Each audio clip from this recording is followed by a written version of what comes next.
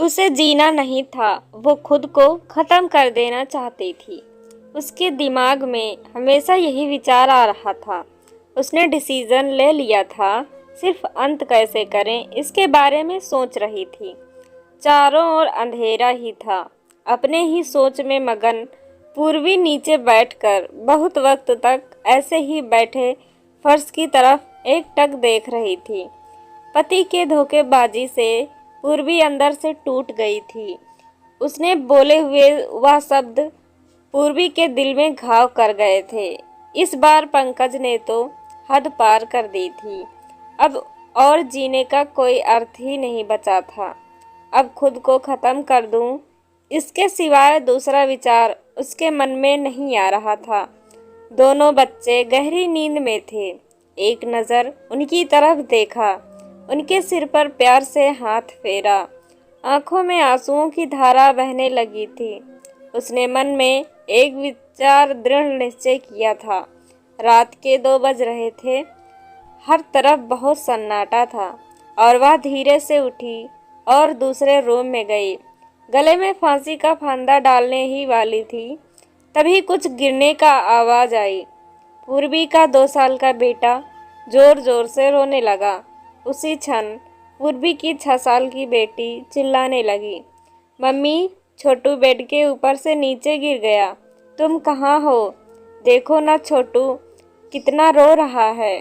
पूर्वी भागकर दूसरे रूम में आई और अपने बेटे को उठाकर अपनी गोद में लिया और अपने सीने से लगा लिया।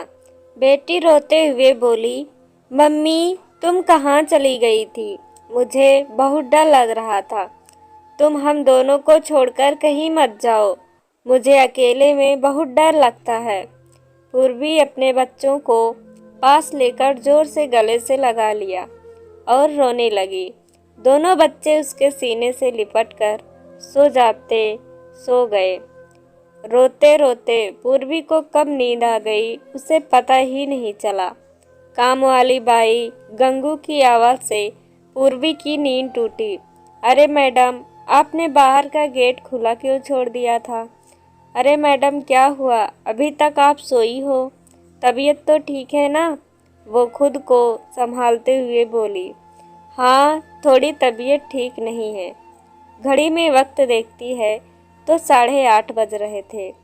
आज तुम्हें आने में इतनी देर क्यों हो गई? मैडम, चौथी गली में मेहताज जी रहते हैं ना, उनकी बहू ने फांसी लगाकर आत्महत्या कर ली। 2 बच्चे हैं उनके एक 10 साल की बेटी और 6 साल का बेटा है। यह सुनकर पूर्वी के कलेजों को धक्का लगा। अपनी साड़ी ठीक करके उसने पूछा, कब हुआ?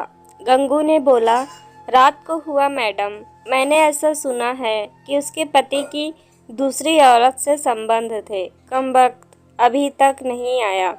अचानक पूर्वी ने गुस्से से बोली, अच्छा किया, वह आया या नहीं आया, उसने क्या फ़र्क पड़ता है?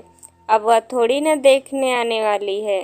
ये सुनकर गंगू पूर्वी के कान के पास आई और धीरे से बोली, मैडम, मैं अनपढ़ गवार हूँ और घर घर में जाकर झाड़ू पोछा करके मेरा पेट भरती हूँ।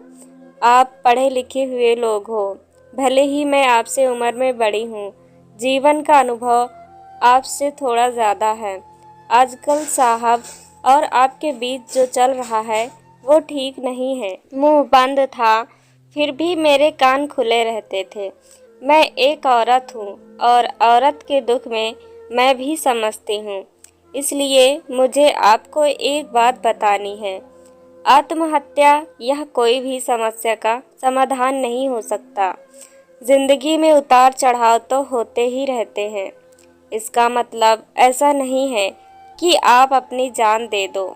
मैडम जी, मैं कभी कभी आदमी अपना रास्ता भटक जाता है, पर अंत में घूमकर अपने ही घर वापस आता है, और जब नहीं आए तो भी क्या फ़र्क पड़ता है? आप किसके लिए मरना चाहती हो?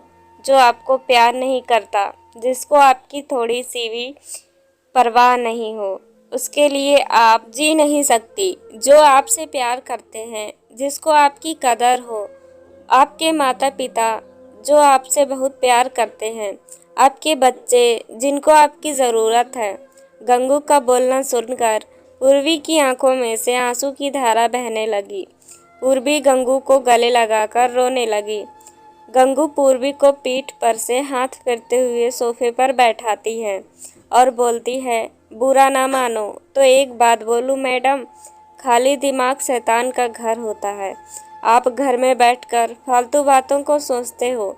मैं आपके घर में काम करने के बाद में 9 से 3 इस वक्त स्कूल में झाड़ू लगाने जाती हूँ। वहाँ की प्रिंसिपल मैडम बहुत अच्छी हैं। आप तो पढ़े लिखे हो। अगर आप बोलती हो तो मैं आपके लिए टीचर का काम करने का पूछूं क्या?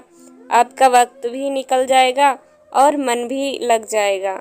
इस पर पूर्वी चुप बैठी थी। कोई भी जवाब न मिलने पर गंगू बोली, मैं आपके लिए चाय लेकर आती हूँ। और गंगू काम करने लग जाती है। काम निपटा कर बोलती है, मैडम मैं जाती हूँ। उतने में पूर्वी उससे बोलती है, रुको गंगू, तुम स्कूल में मेरे लिए पूछना। यदि संभव हो तो प्रिंसिपल मैडम का नंबर मुझे लाकर दो। गंगू के चेहरे पर खुशी का भाव दिखा।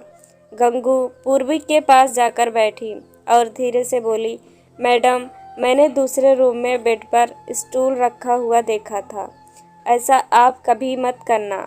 यह आपका घर है। इसे बचाने को आपसे जो हो सके वह कीजिए। बिना लड़े आपने हार मान ली।